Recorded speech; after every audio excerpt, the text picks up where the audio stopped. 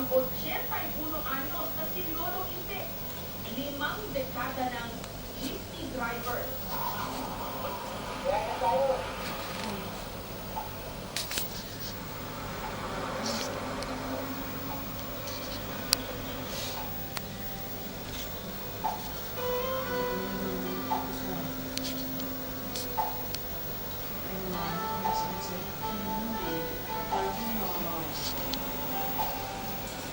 Pumuti na ang kanyang buhok at namulubot ang kanyang balat.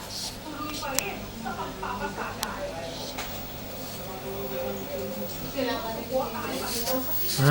Ang 5 niyang anak at Ano? 21 mga apo. Anong oras?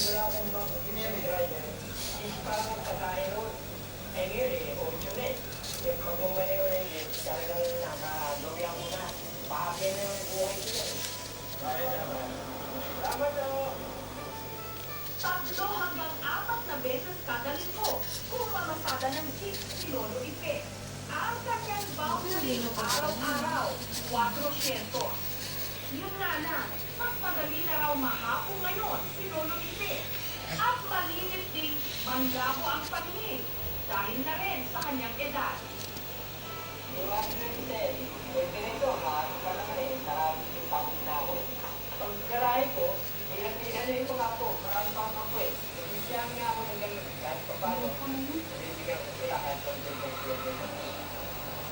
Si Lolo Ipe ang nagpapaaral sa dalawa niyang apo na sina Jenny at Jimbo. 2 taon na kasi ang nakararaan nung namatay ang ama ng mga bata dahil sa sakit sa atay.